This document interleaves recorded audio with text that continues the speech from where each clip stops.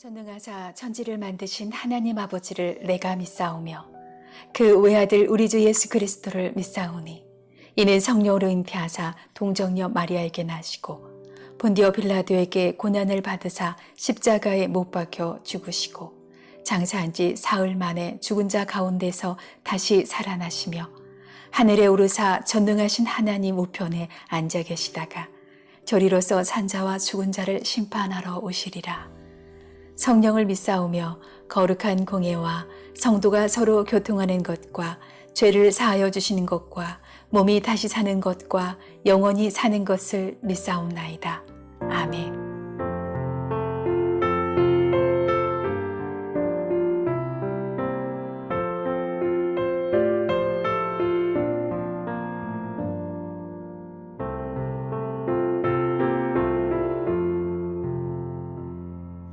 죄짐 맡은 우리 구주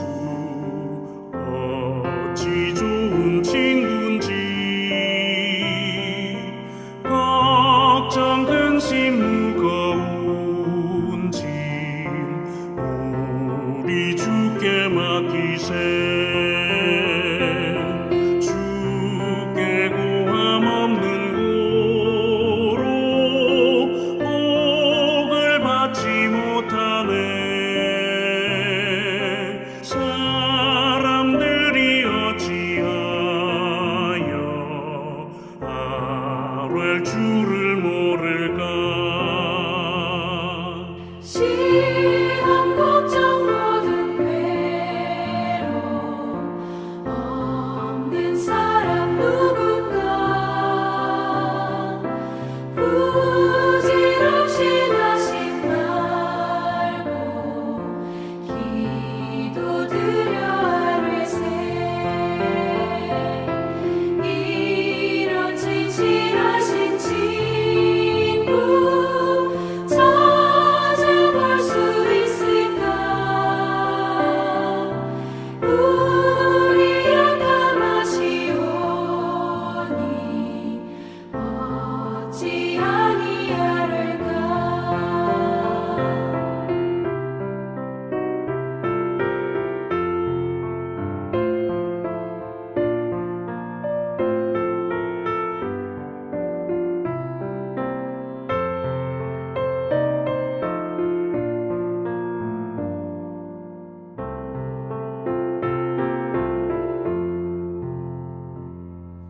근심 걱정 무거운 짐 많이 진짜 누군가 피난처는 우리 예수 주께 기도드리세 세상 친구 멸시하고 너를 조롱하여도 예수 품에 안기어서 참된 위로받겠네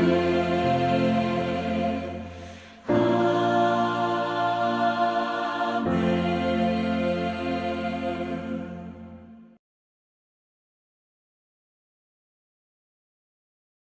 제80편 아삽의 시 인도자를 따라 소사님 에두세 맞춘 노래.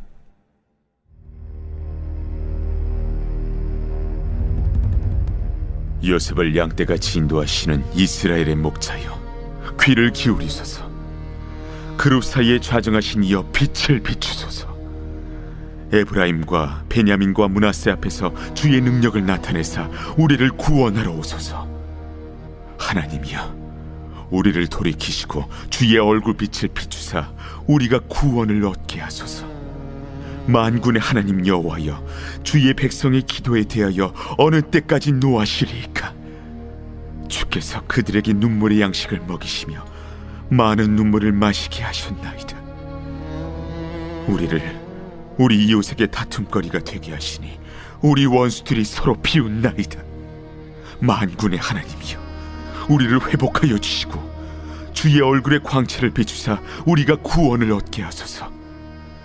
주께서 한 포도나무를 애굽에서 가져다가 민족들을 쫓아내시고 그것을 심으셨나이다.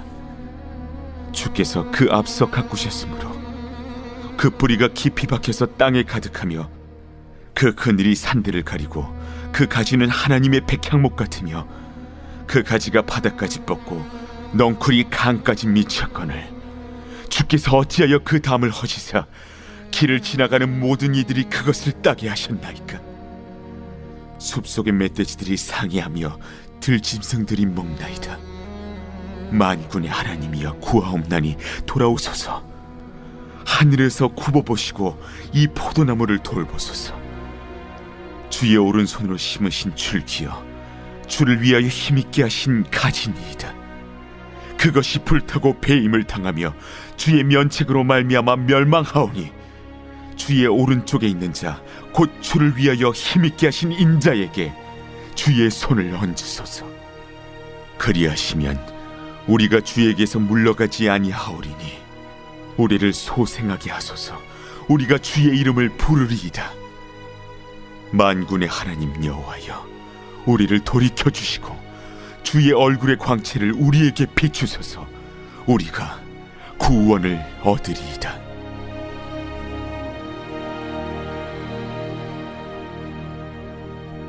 시편 80편은 공동체 탄원시입니다. 끝이 보이지 않는 고난의 상황 속에서 하나님께 부르짖는 이스라엘의 백성의 간구를 담고 있는 시편입니다. 1절에서 3절은 하나님을 향한 부름과 간구인데요.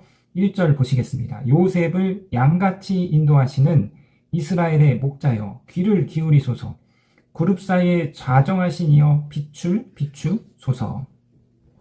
자, 시인은 하나님을 이스라엘의 목자라고 부르면서 간구를 시작합니다. 여기서 하나님이 이스라엘의 목자 요셉을 양같이 인도하는 분, 그룹 사이에 좌정하신 분으로 표현되는데, 목자는 양에게 먹을 것을 공급해주고 양을 인도하고 보호하는 역할을 합니다. 시편 23편 우리가 잘 알고 있는 시편에서 하나님께서 그 하나님의 목자 되심을 잘 보여주고 있습니다. 우리가 이제 성화를 보면은요, 예수님께서 이렇게 어린 양을 안고 계시는 그러한 이제 그림을 우리가 자주 접해 볼 수 있는데요. 성서는 하나님을 선한 목자로 비유하고 있습니다. 예수께서 잃어버린 어린 양을 찾는 그 비유를 말씀하셨듯이 주님께서는 우리를, 양과 같은 우리를 먹이시고 인도하시고 보호하시는 목자입니다. 자, 3절을 보시겠는데요. 3절은 이 시편에 3번 반복되는 그런 후렴구인데요. 이 후렴구는 민수기 6장 25절에 아론의 축복을 적용한 것입니다. 여호와는 그의 얼굴을 내게 비추사 은혜 베푸시기를 원하시며. 자, 하나님의 얼굴 안에서 성도들은 축복과 구원을 경험할 수 있습니다. 즉, 하나님의 얼굴, 다시 말하면 하나님의 임재 안에서 하나님이 주시는 복과 생명으로 살아가는 존재, 그것이 바로 성도이고, 하나님의 임재 안에서 하나님의 복과 생명이 공급되는 그 공간과 장소가 바로 하나님의 성전입니다. 그러므로 성도는 하나님의 임재 안에서, 하나님의 성전 안에서 살아가는 존재이죠. 자, 그래서 이 하나님의 얼굴빛을 비춰달라. 다시 말하면 이 하나님의 얼굴의 빛, 하나님의 임재의 빛이 빛에서 벗어나면, 하나님의 임재에서 멀어지면 성도의 삶은 바로 복과 생명에서 멀어지는 절망의 삶, 고난의 삶이 찾아오는 것이죠. 자, 4절에서 7절은 하나님을 향한 그 고난 속에서 하나님을 향해 흘려보내는 탄식인데요. 4절입니다. 만군의 하나님이여 주의 백성의 기도에 대하여 어느 때까지 노하시리까. 자, 만군의 하나님을 신적인 전사로 고백하고 있습니다. 어느 때까지 하나님께서 우리 가운데 우리의 기도를 외면하시고 당신의 노를 끝이지 않겠습니까? 지금 백성들이 정말 고난 가운데 더 이상 견딜 수 없는 상황에 있음을 말하고 있지요. 자, 5절 주께서 그들에게 눈물의 양식을 먹이시며 많은 눈물을 마시게 하였나이다. 고난당하는 백성의 절망적인 삶을 묘사하고 있습니다. 백성들은 하나님의 진노로 인해 고난의 현실에서 허덕이고 있습니다. 6절 우리를 우리 이웃에게 다툼거리가 되게 하시니 우리 원수들이 서로 비웃나이다. 세상에 웃음거리, 조롱거리가 되어버린 하나님의 백성이죠. 자, 7절은 다시 한번 3절의 후렴구를 반복하고 있습니다. 자, 이제 8절에서 11절은 하나님의 과거에 행하셨던 구원의 행위를 회상하고 있는데요. 자, 여기서는요, 포도원의 농부이신 하나님이 포도나무인 이스라엘에게 베푸셨던 은혜의 역사를 기억하고 있습니다. 시인은 포도나무 비유를 언급함으로써 출애굽 사건과 가나안 정착 사건을 서로 결부시키고 있습니다. 자, 8절은 출애굽과 가나안 정착을, 9절은 가나안에서 확보한 광활한 영토의 모습을, 10절에서 11절은 이상적인 왕국으로서 다윗의 시대를 반영하고 있습니다. 자, 이 단락을 통해서 하나님이 이스라엘 백성에게 쏟아부으셨던 그 모든 노력을 다시 상기시킴으로써 하나님이 구원의 행동에 적극적으로 나서도록 그렇게 간구하고 있습니다. 자, 12절에서 15절 다시 시인이 하나님 앞에 탄원을 올려드리는데요.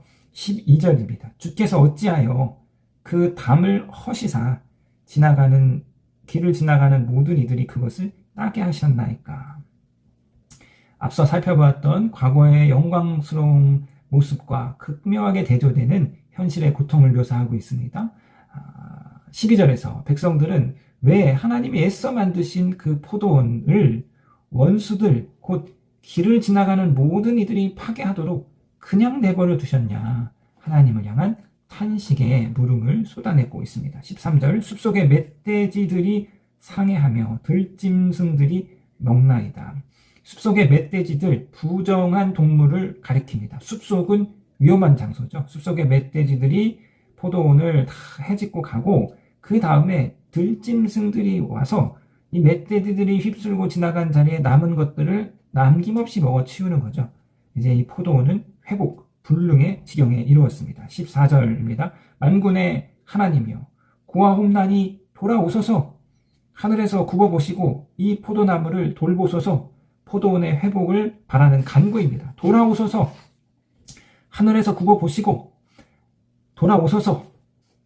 시인은 하나님께서 이제 당신의 부재를 청산하시고 다시 임재하시기를 간절히 간구하고 있습니다. 15절 주의 오른손으로 심으신 줄기요 주를 위하여 힘있게 하신 가지니이다. 자, 포도나무가 하나님이 정성을 기울인 대상이었음을 다시 한번 시인이 상기시키고 있습니다. 하나님, 이 포도나무는 당신이 심으신 것이고 당신이 정성을 다해서 가꾸신 것 아닙니까? 다시 한번 기억해 달라라는 간구이죠. 자, 마지막으로 결론인데요. 결론적인 간구와 찬양의 맹세입니다. 자, 16절 그것이 불타고 배임을 당하며 주의 면책으로 말미암아 멸망하오니. 자, 시인은 이스라엘을 짓밟는 원수들의 파멸을 간구합니다. 17절 주의 오른손에 있는 자 곧 주를 위하여 힘있게 하신 인자에게 주의 손을 얹으소서. 주의 오른쪽에 있는 자, 인자, 아마도 이스라엘 백성이나 이스라엘의 백성을 구원할 왕을 가리키는 것, 곧 메시아를 가리키는 것으로 우리가 해석해 볼 수 있고요. 주의 손을 얹다라는 것은 하나님이 힘을 실어주는 것을 뜻하지요. 18절입니다. 그리하시면 우리가 주에게서 물러가지 아니하오리니 우리를 소생하게 하소서. 우리가 주의 이름을 부르리이다. 자, 18절 마지막으로 찬양의 맹세를 하나님께 올려드립니다. 주의 이름을 부르리이다는 하나님을 향한 예배를 가리키는 전문적인 관용 용구로서 자, 이제부터 하나님만을 예배하고 하나님만을 섬기겠다는 의지를 드러내고 있습니다. 그들과 동행하시는 하나님을 열방 세계에 증언하는 것이 하나님의 백성에게 부여된 삶의 참된 과제이지요. 자, 18절에서 다시금 후렴구를 반복하면서 시를 마무리하고 있는데요. 시인은 고난에 직면한 순간 하나님이 이전에 보여주셨던 구원 행위를 다시 시작함으로써 자신을 회복해 달라고 간구합니다. 우리는 어려운 순간일수록 은혜의 상징을 기억할 필요가 있습니다. 고난 가운데 있더라도 목자, 양떼를 인도하시는 분, 그룹 사이에 자정하시는 분, 얼굴 빛을 비추시는 분, 하늘에서 굽어보시는 분, 돌아보시는 분, 선을 얹으시는 분으로서 하나님을 바라보아야 합니다. 오늘 이 새벽에 우리의 참 목자 되시고 우리 가운데 하나님의 얼굴을 빛을 비추시는 그 하나님을 굳건히 바라보시는 저와 여러분이 되기를 주님의 이름으로 부탁드리겠습니다.